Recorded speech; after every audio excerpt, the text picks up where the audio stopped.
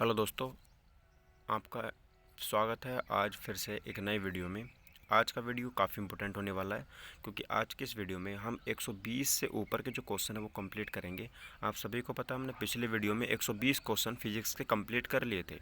अभी जो हम यहाँ पे 120 से इसमें आप 50 ऐड कर दो तो इसका मतलब हम यहाँ पे 170 क्वेश्चन तक डिस्कस करने वाले हैं। ठीक है, तो गाइज 500 क्वेश्चन में से 170 क्वेश्चन हम आज यहाँ पे कंप्लीट कर लेंगे। ठीक है, तो गाइज इंपॉर्टेंट क्वेश्चन की सीरीज चल रही है। प्लीज़ एक बार वीडियो को शेयर ज़रूर कीजिएगा और आपसे रिक्वेस्ट है, प्लीज़ आप इसका पीडीएफ अगर चाहते हैं और भी नोट्स मैं शेयर करता रहता हूँ। ठीक है, इन्फॉर्मेशन शेयर करता रहता हूँ, तो आप टेलीग्राम चैनल से ज्वाइन हो जाइए। लिंक आपको डिस्क्रिप्शन बॉक्स में मिल जाएगा और व्हाट्सअप ग्रुप भी मैंने यहाँ पे बनाया हुआ है, वहाँ पर भी आप ज्वाइन हो सकते हैं। ठीक है, तो गाइस दोनों पर जा करके आप जल्दी से ज्वाइन हो जाइए क्योंकि उसका पीडीएफ जो है आपको वहीं पर मिलने वाला है। तो सबसे पहले 21वां क्वेश्चन देखेंगे कि जल वाष्प ताप पर थर्मामीटर को नामांकित करने का उपकरण निम्नलिखित में से कौन सा होता है। तो शायद गाइज मैं आपको बता दूं, देखिए जल जो होता है, ठीक है, वाष्प जो होता है और ताप जो होता है, ये थर्मामीटर को आपको नामांकित करना है। तो इसके लिए जो हम उपकरण का यूज़ करते हैं वो हाइग्रोमीटर का यूज़ करते हैं। ये ऑप्शन नंबर डी इस क्वेश्चन का बिल्कुल सही आंसर हो जाता है। ठीक है, क्वेश्चन नंबर 122 देखेंगे कि 122 क्या है कि प्रकाश की तीव्रता नापने के लिए जिस उपकरण का उपयोग किया जाता है उसे क्या कहते हैं।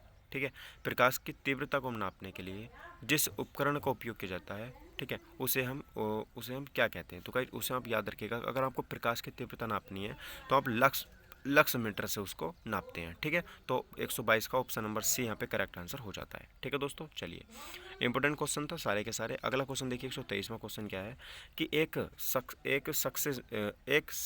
सेक्सटेंट प्रयुक्त होता है। ठीक है, एक सेक्सटेंट जो प्रयुक्त होता है वो किस में होता है।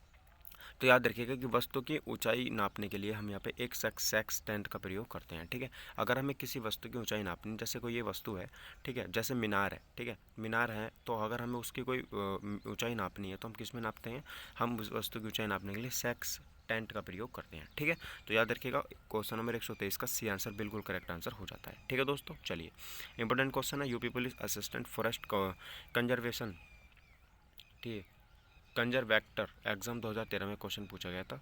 अब देखिए यहाँ पर गाइस आपको बताने कि निम्नलिखित में से किसके मापन में फोनोमीटर, ठीक है, फोनोमीटर का उपयोग किया जाता है। देखिए फोनोमीटर गाइस मैं आपको बता दूँ फोनोमीटर क्या होता है।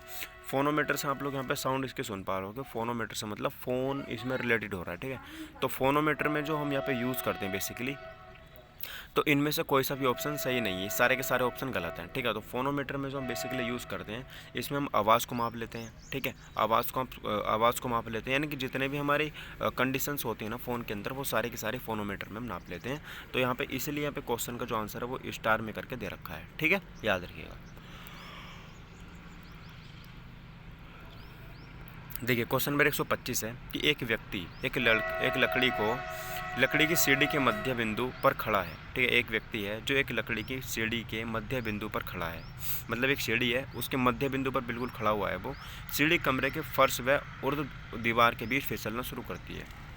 अब देखिए सीढ़ी दीवार से लगी हुई थी और वो नीचे हमारे टाइल्स बिछी हुई हैं, तो सीढ़ी क्या होती है वहाँ से फिसलनी स्टार्ट होती है, पर ऐसा करते हुए एक ऊर्ध्व तल में ही रहती है। फिसलती हुई सीढ़ी के मध्य बिंदु पर खड़े व्यक्ति द्वारा अनुरेखित पथ जो है वो क्या होगा। मतलब अगर मैं आपको बताऊं समझाने की अगर थोड़ी सी कोशिश करूं तो देखिए यहाँ पर मान लीजिए ये दीवार थी और यहाँ पर व्यक्ति सीढ़ी पर खड़ा था, यहाँ पर हमारा व्यक्ति था। अब जैसे ये फिसलनी शुरू करती है तो व्यक्ति की पोजीशन अभी तो यहाँ पे है, ठीक है, लेकिन जब ये फिसलेगी तो व्यक्ति की पोजीशन कैसी हो जाएगी, यहाँ से यहाँ हो जाएगी।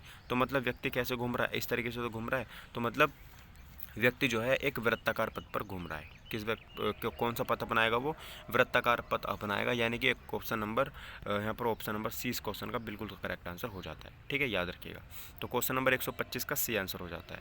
क्वेश्चन 126 देखेंगे। 126 क्वेश्चन क्या कह रहा है, ये देखिए ये कह रहा है कि सड़क पर एक कार 60 किलोमीटर प्रति घंटा की चाल से दौड़ रही है। ठीक है, एक कार है, यहाँ पर यू का मान दे रखा है मुझे, कार पर लगने वाला मुझे शुद्ध परिणामी बल बताना। अब देखिए यहाँ पर ये कह रहा है कि शुद्ध परिणामी बल जो होगा, शुद्ध परिणामी बल मतलब नेट रिजल्टेंट फोर्स, तो यहाँ पर बिल्कुल शून्य के बराबर हो जाएगा। तो देख लेते हैं ऑप्शन यहाँ पे कोई हैगा क्या। ठीक है, 126 का देख लेते हैं। देखिए यहाँ पर है गाइज ऑप्शन नंबर डी, शून्य के बराबर ये बल होगा। किसके बराबर होगा? शून्य के बराबर होगा। तो डी आंसर इसका बिल्कुल करेक्ट आंसर हो जाता है। ठीक है दोस्तों, चलिए अगला क्वेश्चन देखिए। अब यहाँ से गाइज मेरा टॉपिक चेंज हो जाता है। टॉपिक क्या चेंज होगा? यहाँ से देखो क्वेश्चन अब किस किस से पूछे जाएंगे। ठीक है, अभी मैंने यूनिट और मेजरमेंट वेक्टर डिस्कस कर लिए। अभी जो हम यहाँ पर डिस्कस करेंगे मैकेनिक्स, मैकेनिक्स का मतलब होगा यांत्रिकी डिस्कस करेंगे। काइनेटिक्स यहाँ पर डिस्कस करेंगे, मतलब गति डिस्कस करेंगे। उसके बाद मोशन, मोशन जो होता है मेरा क्या होती है यहाँ पर मोशन डिस्कस करेंगे। ठीक है, चाल जो होती है चाल। उसके बाद देखिए अंडर ग्रेविटी, तो मोशन, ये सारे के सारे चीज़ें जो है हम ग्रेविटी के अंदर डिस्कस करेंगे। तो क्या क्या टॉपिक डिस्कस करेंगे? मैकेनिक्स, यांत्रिकी, जो ऊर्जा होती है, काइनेटिक्स और मोशंस। ठीक है, और ग्रेविटी के अंदर सारी की सारी चीज़ें डिस्कस करने वाले हैं। तो 127वां क्वेश्चन देखिए। क्वेश्चन कह रहा है कि साइकिल और कारों में बॉल बेयरिंग का प्रयोग होता है। बॉल बेयरिंग, ठीक है, तो बॉल बेयरिंग का प्रयोग होता है, क्यों होता है? तो मुझे ये बताना है कि जो साइकिल होती है और कार होती है इसमें बॉल बेयरिंग का प्रयोग होता है। बेयरिंग देखते हो आप लोग, तो इनका जो प्रयोग होता है वो क्यों होता है? ठीक है, मुझे बताना है। देखो सिंपल क्वेश्चन है, तो इस क्वेश्चन का करेक्ट आंसर क्या हो जाएगा? ऑप्शन नंबर ए है कि पहिया और धुरी के बीच स्पर्श का प्रभावी क्षेत्र बढ़ जाता है। ऑप्शन बी है पहिया और धुरी के बीच स्पर्श का वास्तविक क्षेत्र बढ़ जाता है। पहिया और धुरी के बीच स्पर्श का प्रभावी क्षेत्र घट जाता है। और यहाँ पर देखिए अगला क्वेश्चन है डी वाला कि उपरोक्त में से कोई नहीं। तो यहाँ पर देखो क्षेत्र जो है वो घट जाता है। ऑप्शन नंबर सी इसका सही आंसर हो जाएगा। पहिया और जो धुरी होती है उनके बीच में स्पर्श का जो प्रभावी क्षेत्र है वो क्या हो जाता है? घट जाता है। तो यहाँ पर याद रखिएगा, तो यहाँ पर बॉल बेयरिंग का प्रयोग किया जाता है। ऑप्शन नंबर सी इसका करेक्ट आंसर हो जाता है। ठीक है दोस्तों, चलिए क्वेश्चन नंबर 128 देखेंगे। 128 में क्या है कि भूकंप अधिकेंद्र क्या होता है? देखो भूकंप कई सारे पॉइंट होते हैं भूकंप में, जहाँ से भूकंप स्टार्ट होता है और जहाँ पर भूकंप सबसे पहले भूकंप जहाँ से स्टार्ट होगा। ठीक है, एक तो पॉइंट वही होता है। एक पॉइंट होता है जहाँ पर भूकंप की तरंगें सबसे पहले पहुँचती हैं। ठीक है, एक पॉइंट वो होता है। और एक पॉइंट वो होता है जहाँ से भूकंप जो है, भूकंप मान ली पृथ्वी केंद्र से उठा और बिल्कुल धरातल पर जहाँ पर पहुँचता है। ठीक है, उस केंद्र को बोलते हैं अधिकेंद्र। जहाँ धरातल पर मान लो यहाँ से भूकंप उठा और इस धरातल पर यहाँ पर पहुँच गया, तो अधिकेंद्र कहाँ पे हो गया इसका? ये वाला इसका अधिकेंद्र हो गया। ठीक है, भूकंप का ये केंद्र हो जाएगा। और जहाँ पर भूकंप की तरंगें सबसे पहले पहुँचती हैं वहाँ पर हम क्या बोलते हैं? वहाँ पर हम जो क्या बोलते हैं उसको हम यहाँ पे, मतलब भूकंप को किस में मापते हैं? सिस्मोग्राफ। ठीक है, तो सिस्मोग्राफ में सबसे पहले इसकी तरंगें पहुंच जाती हैं। तो गाइस इस क्वेश्चन का करेक्ट आंसर होगा डी वाला कि उस स्थान के प्रत्यक्ष ऊपर, मैंने बताया ना यहाँ पर अगर मेरा भूकंप उठा है तो इसके जस्ट ऊपर उस बिंदु जहाँ पर भ्रंश क्षेत्र के बाद संविदारण होता है। तो ये वाला इसका क्वेश्चन बिल्कुल करेक्ट आंसर हो जाता है। ठीक है, ठीक उसके ऊपर। ठीक है, तो 128 का डी आंसर मेरा करेक्ट आंसर हो जाता है। अगला क्वेश्चन देखिए 129वां क्वेश्चन क्या कह रहा है? ये कह रहा है यहाँ पे कि सुनामी किसके द्वारा नहीं होती है? तो सुनामी जो है वो किसके द्वारा नहीं आती है मुझे बताना है। देखो अगर भूकंप आया बहुत तेजी वाला तो भी सुनामी आ जाती है। और समुद्री भूस्खलन अगर हो जाता है वो भी यहाँ पर क्या आ जाती है? सुनामी आ जाती है। ज्वालामुखी अगर उसका उद्गार अगर यहाँ पे बना है, फटा है, ठीक है, तब भी भूकंप सुनामी यहाँ पे आ जाती है। लेकिन प्रभंजन में जो यहाँ पर क्या नहीं आती? सुनामी नहीं आती है। तो 129 का बी आंसर यहाँ पे करेक्ट आंसर हो जाता है। ठीक है दोस्तों, चलिए 130 देख लेते हैं। इसी तेल से अंशतः मतलब थोड़ा सा भरा हुआ तेल का एक टैंकर है। ठीक है, तेल से भरा हुआ एक टैंकर है जो समतल सड़क पर आगे की ओर एक समान त्वरण से जा रहा है। ठीक है, एक समान त्वरण से मतलब है कि उसकी फिक्स स्पीड है, या तो 20 की स्पीड से जा रहा है, बिल्कुल फिक्स है एकदम स्पीड। ठीक है, एक समान त्वरण का मतलब ये होता है, त्वरण मतलब एक्सेलरेशन, एक्सेलेटर मतलब एक्सीलेटर। ठीक है, तो इसका हमसे पूछा कि तेल का मुक्त पृष्ठ क्या होगा? तो तेल का जो मुक्त पृष्ठ होगा मुझे यहाँ पर बताना है। देखो 36 से इस प्रकार आनत होगा कि पिछले सिरे पर कम गहराई होगी। ठीक है, 36 बना रहेगा। 36 से इस प्रकार आनत होगा कि पिछले सिरे पर अधिक गहराई होगी, या परवलयी वक्र का आकार लेगा। तो मुझे यहाँ पे बताना, देखो कौन सा यहाँ पे सही आंसर हो जाता है। ठीक है, चलिए इसका क्वेश्चन का आप लोग मुझे आंसर करके बताएंगे। तो देखिएगा इस क्वेश्चन का करेक्ट आंसर होता है डी वाला, उसका जो आकार होगा वो परवलयी आकार में कन्वर्ट हो जाएगा। ठीक है, तो परवलयी वक्र का आकार वो लेगा। तो याद रखिएगा, तो अगर एक समान त्वरण से जा रहा है कोई भी ट्रक है तो परवलय आकार में हो जाएगा। ऑप्शन नंबर डी इसका करेक्ट आंसर होगा। ठीक है, चलिए गाइस अगला क्वेश्चन देख लेते हैं। गाइस यहाँ पे अगला क्वेश्चन क्या होगा? अगला क्वेश्चन देखिए, भारहीनता क्या होती है। ठीक है, तो मुझे बताना है कि भारहीनता क्या होती है। भारहीनता जब गुरुत्वाकर्षण घटता है जब होती है, गुरुत्वाकर्षण की शून्य स्थिति होती है, निर्वात की स्थिति होती है, फिर उपरोक्त में से कोई नहीं। तो भारहीनता जब होता है जब गुरुत्वाकर्षण घट जाता है। ठीक है, जब गुरुत्वाकर्षण जो है वो क्या हो जाता है, घट जाता है, शून्य हो जाता है, या फिर निर्वात में इसकी स्थिति होती है। तो मुझे बताना, देखिए भारहीनता क्या होती है, मुझे याद रखना है जब यहाँ पर इसकी जो गुरुत्वाकर्षण की स्थिति बिल्कुल शून्य हो जाती है। जैसे भारहीनता, हम लिफ्ट में बैठे हो और अचानक से लिफ्ट की रस्सी अगर टूट जाए तो गाइस वहाँ पर क्या हो जाएगा, भारहीनता का सिद्धांत लग जाता है। वहाँ पर हमें अपने वजन का पता ही नहीं चलता कि हमारा वजन है भी या फिर नहीं है। 132वां क्वेश्चन देखेंगे, भारहीनता की अवस्था में एक मोमबत्ती की ज्वाला का आकार कैसा हो जाएगा। ठीक है, तो गाइस देखिए, अगर कोई मोमबत्ती जल रही है, ठीक है, और वहाँ पर भारहीनता हो जाती है, मतलब वहाँ पर वजन बचता ही नहीं है उस मोमबत्ती का, तो उसका जो आकार है वो कैसा हो जाएगा, यहाँ पर गोलाकार हो जाएगा। ठीक है, क्या हो जाएगा, उसकी मोमबत्ती की जो ज्वाला है उसका आकार हो जाएगा गोलाकार। ठीक है, चलिए अगला क्वेश्चन बताएंगे। 133वां क्वेश्चन क्या है कि एक भारहीन रबड़ के गुब्बारे में 200 ग्राम जल भरा जाता है। मतलब भारहीन गुब्बारा है, उसमें कोई वजन नहीं है, तो उसमें मैंने 200 ग्राम जल भर दिया, तो जल में इसका जो भार होगा वो कितना होगा। तो गाइस यहाँ पर क्या होगा, METVUE। ठीक है, तो अभी आप इसको नोट कर लो फिलहाल के लिए।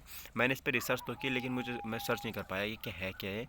मैं इसको अगले वीडियो में ज़रूर बता पाऊँगा कि ये METVUE क्या होता है। ठीक है, चलिए अगला क्वेश्चन देखेंगे। यहाँ पर ये देखो, क्वेश्चन इंपॉर्टेंट है वैसे, क्योंकि IAS के प्री में पूछा गया था, असिस्टेंट फॉरेस्ट में पूछा गया था। ठीक है, और RO में पूछा गया था। इंपॉर्टेंट क्वेश्चन है वैसे, आप इसको नोट कर लो। 134 में देखेंगे, निम्नलिखित कथनों पर विचार कीजिए। जब एक गोला मध्य स्थान से गुजरता है तो त्वरण शून्य होता है। ठीक है, हर आवर्तन में दोलक 2 बार किसी एक निर्दिष्ट वेग को प्राप्त करता है। दोलन के दौरान एक गोला चरम सीमा पर पहुंचता है तो उसकी गति और त्वरण दोनों शून्य हो जाते हैं। अच्छा, ओके, उसके बाद देखेंगे यहाँ पर, उसके बाद क्या है कि सामान्य दोलक का दोलन आयाम समय के साथ साथ कम हो जाता है। ठीक है, तो मुझे यहाँ पर बताना है, देखो इसका करेक्ट आंसर क्या होने वाला है। देखो भाई, यहाँ पर देखो, पहला तो बिल्कुल सही है। क्यों, जब एक गोला मध्य स्थान से गुजरता है, ठीक है, बीच वाले स्थान से गुजरता है, तो उसका त्वरण शून्य हो जाता है। मतलब यहाँ पर ये कोई लोलक लटका हुआ है। ठीक है, ये क्या है, लोलक लटका हुआ है और ये झूल रहा है। ठीक है, तो इधर से इधर भी जाएगा और इधर भी जाएगा। तो भाई जब वो इधर से इधर जाएगा, तो जब मध्य स्थान से गुजरेगा, मतलब जब यहाँ पे आएगा ना, तो यहाँ पर बिल्कुल इसका जो त्वरण है बिल्कुल शून्य हो जाएगा। ठीक है, यहाँ पर इसमें कुछ भी नहीं बचेगा, तो त्वरण तो इसका शून्य हो जाएगा।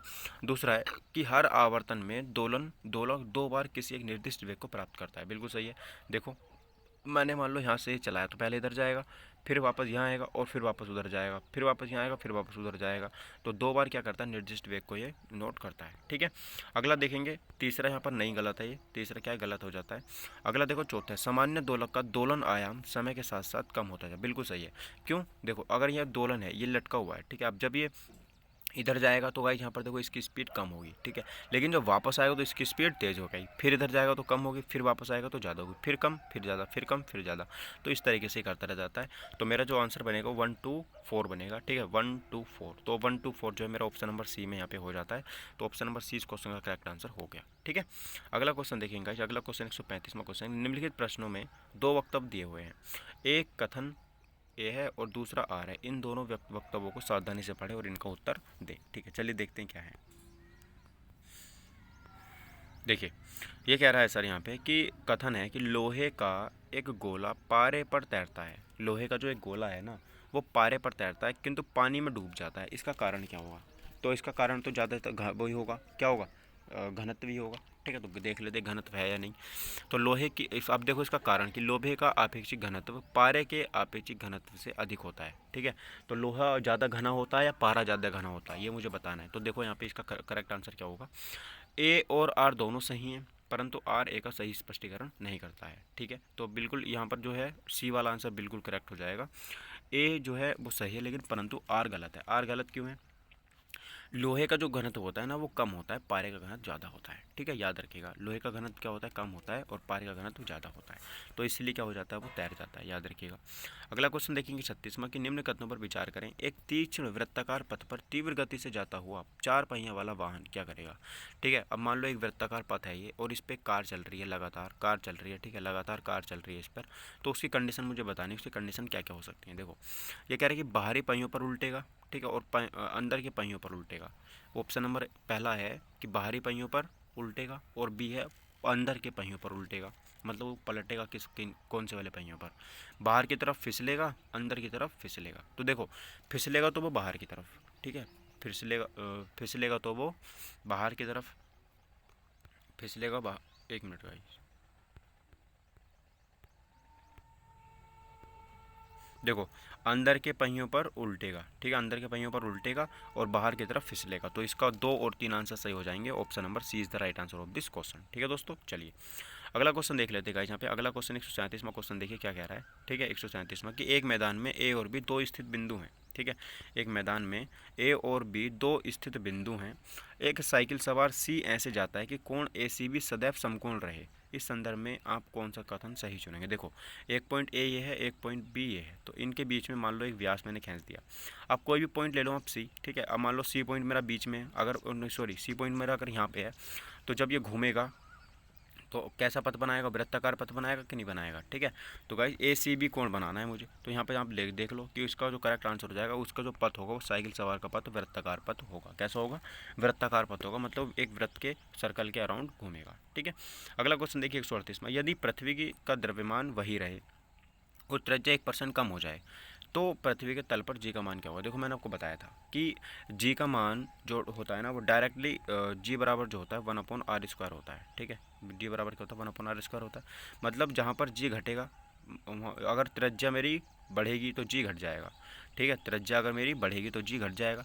अब देखो यहाँ पर मैं त्रिज्या क्या कर रहा हूँ, यहाँ पर मैं त्रिज्या को कम कर रहा हूँ। ठीक है, अब जैसे मैं त्रिज्या को यहाँ पे कम करूँगा, त्रिज्या में क्या कर रहा हूँ, कम कर रहा हूँ, तो जी क्या हो जाएगा, बढ़ जाएगा। और जी कितना बढ़ेगा, ये 1% बढ़ रहा है तो वो 2% बढ़ जाएगा। ठीक है, तो ये इसका इन्वर्सली प्रोपोर्शनल क्या होता है, फॉर्मूला होता है, याद रखिएगा। अगला क्वेश्चन देखेंगे 139 में कि जब किसी पिंड को चंद्रमा से पृथ्वी के स्थानांतरित किया जाता है तो गाइस सबसे पहला तो उसका द्रव्यमान तो वही रहेगा, लेकिन उसका जो वजन है ना वो कितना हो जाएगा, 1/10 हो जाएगा। ठीक है, चलिए देखते हैं। देखिए यहाँ पर है कि उसका पृथ्वी पर उसका भार बढ़ जाता है तथा मात्रा उसकी अपरिवर्तित रहती है। मतलब अगर कोई चीज़ चंद्रमा पर अगर 10 किलो की है तो पृथ्वी पर आकर कितनी हो जाएगी वो, अगर कोई चीज़ पृथ्वी पर वहाँ पर 10 किलो की, यहाँ पर कितनी हो जाएगी, 60 किलो की हो जाएगी। ठीक है, तो याद रखिएगा, लेकिन इसका द्रव्यमान वही का वही रहने वाला है। ओके, चलिए अगला क्वेश्चन देखते हैं यहाँ पे 140वां क्वेश्चन कि एक व्यक्ति जिसका पृथ्वी पर भार 62 किलो है। ठीक है, एक व्यक्ति है जिसका जो पृथ्वी पर वजन है वो कितना है, 62 किलो है, और उसका भार चंद्रमा पर लगभग 10 किलोग्राम होता है। अंतरिक्ष में उसका मान कैसा होगा। देखिए अंतरिक्ष में मान बिल्कुल शून्य होता है, क्योंकि अंतरिक्ष में होता है निर्वात, अंतरिक्ष में होता है निर्वात, तो लगभग शून्य उसका मान यहाँ पे हो जाएगा।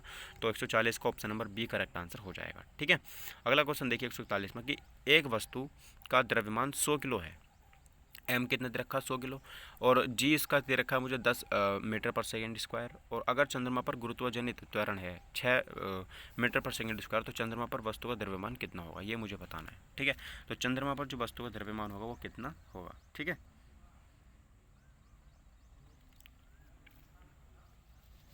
देखो अब गाइज अभी मैं इसको सॉल्यूशन तो नहीं करा सकता क्योंकि मेरे पास पेन नहीं है, लेकिन अगर आपसे सॉल्यूशन इसका नहीं होता है तो मुझे बताना। फिलहाल जो इसमें फॉर्मूला लगा देना, MGH वाला फॉर्मूला इसमें आप लगा देना, वो इसमें लग जाएगा। और दूसरा भी एक फॉर्मूला होता है जो मैं आपको बता दूंगा। ठीक है, तो इसका जो करेक्ट आंसर है वो सी वाला यहाँ पर हो जाएगा, 100 किलो। कितना, 100 kilo is the right answer of this question. ठीक है, अगला क्वेश्चन देखिए 142 में, वही है, मुझे कथन और कारण दे रखे हैं। कथन क्या है, देखो तांबे के एक टुकड़े को तथा कांच के एक टुकड़े को एक ही तापमान पर गर्म किया जाता है। देखो एक टुकड़ा मेरे पास तांबे का है, एक और दूसरा टुकड़ा मेरे पास कांच का है, दोनों को मैं एक ही तापमान पर गर्म करता हूँ, तो उसके बाद स्पर्श करने पर तांबे का टुकड़ा कांच के टुकड़े की अपेक्षा अधिक गर्म लगता है। इसका कारण क्या है। ठीक है, इसका मुझे कारण, अब देखो इसका ये तो मेरे पास कथन हो गया, कारण सुन लो। तांबे का घनत्व कांच के घनत्व से अधिक होता है। अच्छा, तांबा जो है वो ज़्यादा घना होता है कांच से। ओके, उपयुक्त में से कौन सा कथन सही है। ठीक है, अब देखो मुझे सही कथन यहाँ पे बताना है, कौन सा सही यहाँ पे हो जाता है। देखो पहला ही सही यहाँ पे, पहला क्यों सही है, क्योंकि ए और आर दोनों सही है, किंतु ए की सही व्याख्या आर नहीं करता है। सही तो दोनों है लेकिन सही व्याख्या नहीं करता है, तो पहला ही यहाँ पे सही आंसर हो जाता है। तो यहाँ पर ये क्या कह रहा है कि जो तांबे का घनत्व होता है ना, मतलब तांबा ज़्यादा घना होता है। ठीक है, किससे, कांच से ज़्यादा घना होता है तांबा। पारे से पारा ज़्यादा घना होता है किससे, जल से। देखो 143 में क्वेश्चन देखेंगे कि निम्नलिखित दूरी समय आरेख x-t में से कौन सा एक आयामी समगति निरूपित करता है। तो ऑप्शन नंबर डी इसका करेक्ट आंसर हो जाएगा। ठीक है, और ऑप्शन मेरे पास थे नहीं यहाँ पे ऑप्शन, तो मैं भी क्या करूँ। ठीक है, अगला क्वेश्चन देखेंगे यहाँ पे 144 में क्वेश्चन क्या कह रहा है। 144 में क्वेश्चन है कि एक व्यक्ति किसी घर्षण रहित क्षैतिज धरातल पर खड़ा है, इस धरातल पर एक निश्चित दूरी तक वह कैसे आगे बढ़ सकता है। तो गाइस एक व्यक्ति जो किसी घर्षण रहित, मतलब वहाँ पर घर्षण है ही नहीं, घर्षण रहित नहीं है तो इसका मतलब वहाँ पर मान लो कि आप बिल्कुल गारे में खड़े हो, गारे में घर्षण बहुत कम होता है, बहुत चिकनी जगह पे खड़े हो, जैसे ऑयल पड़ा है, ठीक है, तो आप क्या करोगे, कैसे वहाँ से आगे बढ़ोगे, तो पैर रखोगे तो फिसल जाओगे, तो आप यहाँ से लुढ़क कर आगे बढ़ सकते हो। तो ऑप्शन नंबर डी इसका करेक्ट आंसर हो जाएगा, लुढ़क कर। ठीक है, अगला क्वेश्चन देखिए 145वां क्वेश्चन क्या होगा। कथन दे रखा है मुझे, कथन क्या है, देखो एक पूर्णतः घर्षणहीन पृष्ठ है, मतलब यहाँ पर है प्लेटली फ्रैक्शनलेस सरफेस पर खड़ा एक व्यक्ति सीटी बजाने से अपने को गति में ला सकता है। ठीक है, सीटी बजाने से अपने को गति में ला सकता है। कारण यह है कि यदि किसी तंत्र पर कोई बाह्य बल क्रियाशील नहीं है तो इसका संवेग परिवर्तित नहीं हो सकता। ओके, तो कोड देखेंगे इसमें गाइस कौन सा यहाँ पर सही हो जाएगा। तो यहाँ पर देखिए ए गलत है परंतु आर सही है। ठीक है, ये तो गलत हो जाता है परंतु आर यहाँ पे सही हो जाता है। ठीक है, चलिएगा, तो अब देखो यहाँ पर आर क्या था, आर है कि यदि किसी तंत्र पर कोई बाह्य बल क्रियाशील नहीं है तो इसका संवेग परिवर्तित नहीं होता। ठीक है, अगर आप किसी वस्तु पर बाह्य बल नहीं लगाओगे तो क्या होगा, परिवर्तित नहीं होगा। एक क्वेश्चन नंबर 146 है, देखिए यदि 100 ग्राम चीनी को आधा लीटर पानी में मिलाकर एक असंतृप्त चीनी का घोल तैयार किया जाए तो निम्न में से कौन सी भौतिक राशि नहीं बदलेगी। ठीक है, तो देखो अगर मैं क्या कर रहा हूँ कि 100 ग्राम चीनी है, आधा लीटर पानी में उसे मिला रहा हूँ, तो यहाँ पर क्या है कि कौन सी यहाँ पर नहीं बदलेगी। तो देखिए उसका जो मैं बता दूँ आपको, यहाँ पर आयतन है वो नहीं बदलेगा, आयतन उसका सेम रहेगा। ठीक है, जैसे जितना आयतन था उतना का उतना ही रहेगा, बाकी सब बदल जाएगा। ठीक है, अगला क्वेश्चन देखेंगे, वस्तु की मात्रा बदलने पर अपरिवर्तित रहेगा, मतलब अगर वस्तु की मात्रा बदल दो लेकिन यहाँ पर अपरिवर्तित क्या रहता है, घनत्व उसका क्या रहता है, अपरिवर्तित रहता है। ठीक है, चलो अगला क्वेश्चन देखो, जब किसी वस्तु को पृथ्वी से चंद्रमा पर ले जाया जाता है तो क्या होता है। ठीक है, जब किसी वस्तु को पृथ्वी से चंद्रमा पर ले जाया जाता है तो क्या होता है, उसका भार घट जाता है। मतलब अगर कोई चीज़ पृथ्वी पर 60 किलो की तो चंद्रमा पर कितनी हो जाएगी, 10 किलो की हो जाएगी, तो इसका मतलब उसका भार घट जाता है। ऑप्शन नंबर इस क्वेश्चन का करेक्ट आंसर हो जाएगा। ठीक है मित्रों, चलिए अगला क्वेश्चन देखते हैं 149 में। साधारण यंत्र किसी व्यक्ति की सहायता करता है, तो साधारण यंत्र होता है वो किसी व्यक्ति की सहायता करता है, तो किस प्रकार से उसकी सहायता करता है वो गाइस यहाँ पे देखिए, कम बल का प्रयोग करके भी उतनी ही मात्रा में काम करने में। ठीक है, तो याद रखिएगा बल तो बहुत कम लगेगा लेकिन उतनी ही मात्रा में वो काम भी कर देगा। ठीक है, तो साधारण बल उसे कहते हैं। 150वां क्वेश्चन देखेंगे, ये कह रहा है कि गुरुत्व के अधीन विरामावस्था से मुक्त रूप से गिरने वाली किसी कण के मामले में समय t में विस्थापन d विचरण किस में सही दर्शित है। तो ऑप्शन नंबर बी में दर्शित है, ऑप्शन नंबर बी मेरे पास है ही नहीं।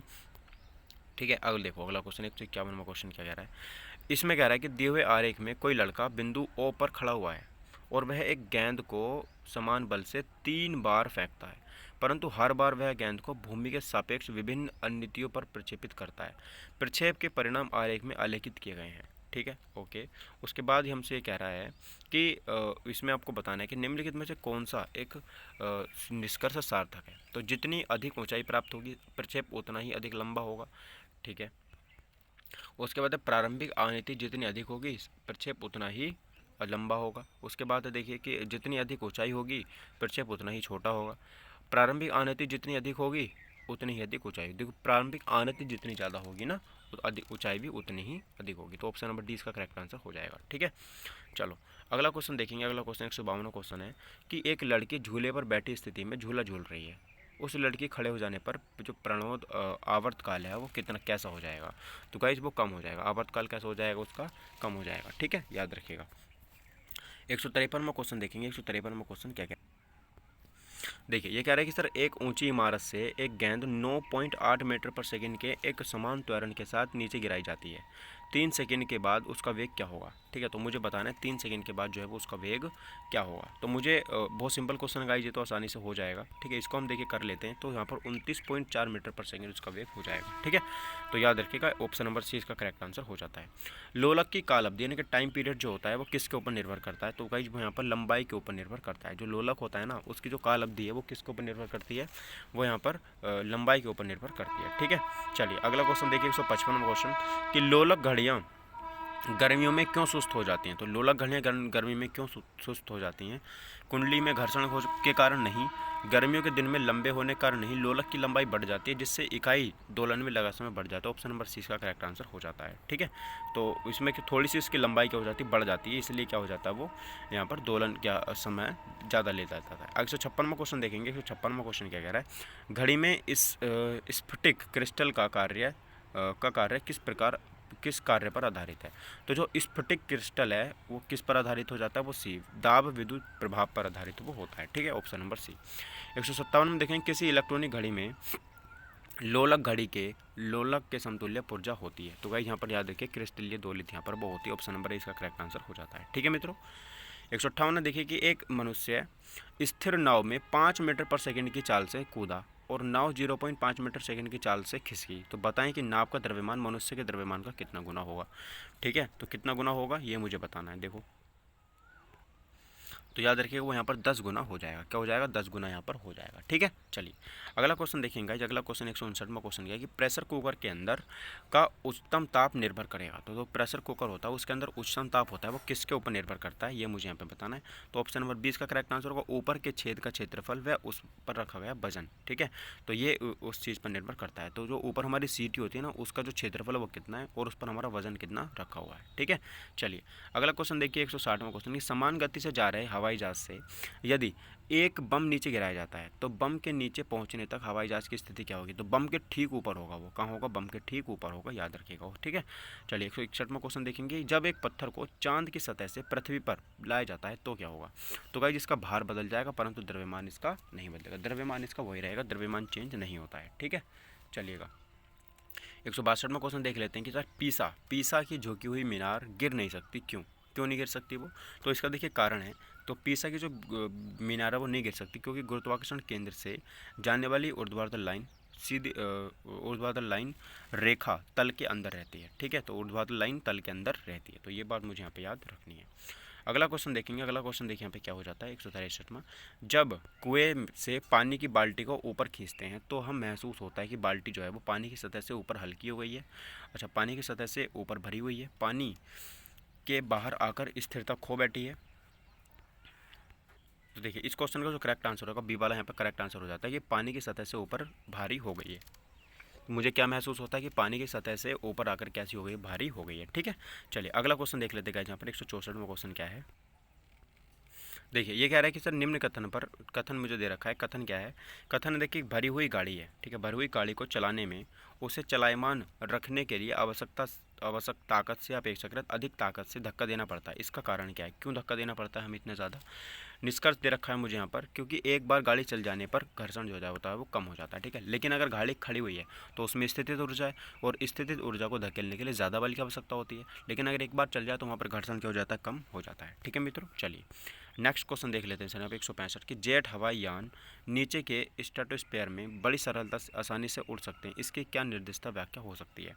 तो नीचे स्ट्रेटोस्फीयर में बादल और पानी की वाष्प नहीं होती है, नीचे के स्ट्रेटोस्फीयर लंबी रूप हवाएं नहीं चलती। तो बिल्कुल दोनों यहाँ पर सही हो जाते हैं।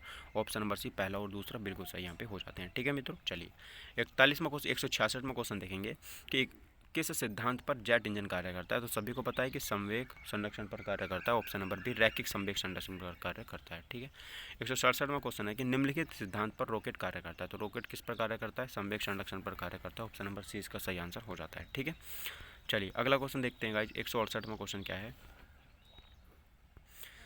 हवाई जहाज से यात्रा करते समय फ़ोन से स्याही क्यों निकलने लगती है। छोटी जो पेन होती है, पेन से स्याही निकल जाती है, क्यों, क्योंकि गाइस वहाँ पर वायु दाब में कमी हो जाती है, वायु का जो प्रेशर है क्या हो जाता है, कम हो जाता है। ठीक है, 169 देखिए कि किसी पिंड का अधिकतम भार जो है वो कहाँ पर होता है। तो वायु में होगा। ठीक है, किसी भी पिंड का जो मैक्सिमम वेट होगा वो कहाँ पर होगा, हवा में होगा, वायु में होगा। ठीक है, चलिए 170 में देखिए किसी वस्तु का जो भार है, किसी वस्तु का भार क्या होगा, ध्रुवों पर अधिकतम होता है। ठीक है, क्या होता है, किसी वस्तु का जो भार होता है ध्रुवों पर अधिकतम होता है। तो गाइस ये थे देखिए मेरे यहाँ पर पूरे 30 क्वेश्चन, सॉरी 50, यहाँ पर मैंने 50 क्वेश्चन डिस्कस कर लिए। तो इसका मतलब ये है कि हमने 170 क्वेश्चन यहाँ पे कंप्लीट कर लिए हैं। तो आप लोगों को से मेरा कहना है कि वीडियो को कंप्लीट देख लेना और प्लीज़ टेलीग्राम चैनल पर और व्हाट्सअप ग्रुप पर जुड़ जाइएगा। वहाँ पर आपको इस वीडियो का PDF जो है वहाँ पर आपको प्रोवाइड मैं करा दूँगा। ठीक है, तो thank you for watching my video, take care, bye bye, जय हिंद।